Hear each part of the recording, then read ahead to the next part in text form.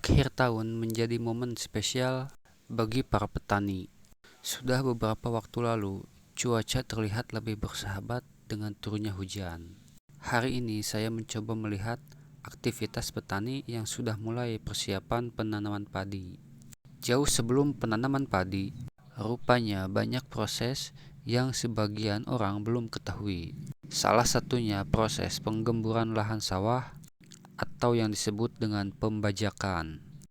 Tahap pembajakan ini memiliki tujuan untuk memecahkan tanah menjadi bongkahan tanah, yaitu membalikkan tanah, memberantas gulma, mengurangi pertumbuhan hama atau penyakit, dan membuat proses pembusukan jerami lebih cepat.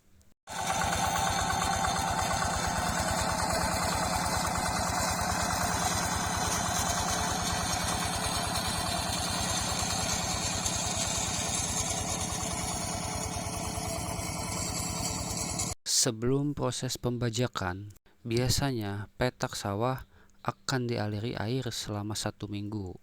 Tujuannya agar tanah lebih lunak dan menghindari tanah melekat pada mata bajak. Kedalaman proses pembajakan biasanya 15-25 cm hingga tanah terbalik dan hancur.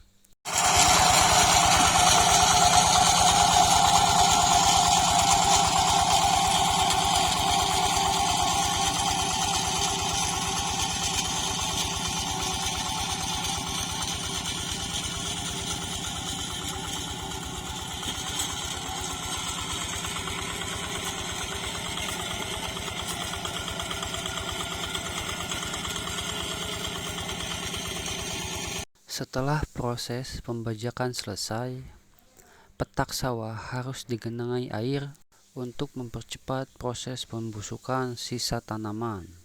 Selain itu, penggenangan air ini juga bertujuan menghindari hilangnya nitrogen dan melunakkan bongkahan tanah. Proses penggenangan air ini dilakukan selama 1 minggu. Selanjutnya, proses penggaruan.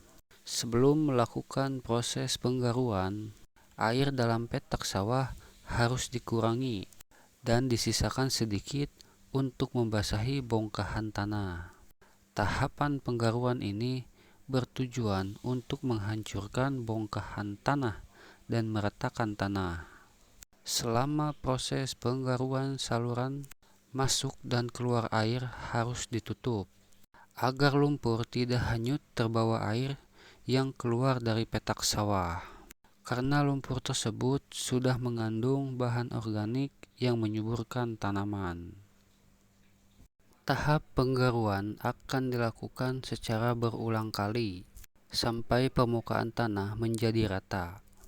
Lahan sawah yang rata akan memudahkan dalam pengaturan air dan pengendalian hama. Proses penggaruan yang dilakukan berulang kali ini juga memiliki manfaat agar peresapan air ke bawah berkurang dan penanaman bibit jadi lebih murah. Setelah tahap penggaruan pertama, sawah harus digenangi lagi selama 1 minggu sampai 10 hari sebelum dilakukan tahap penggaruan berikutnya.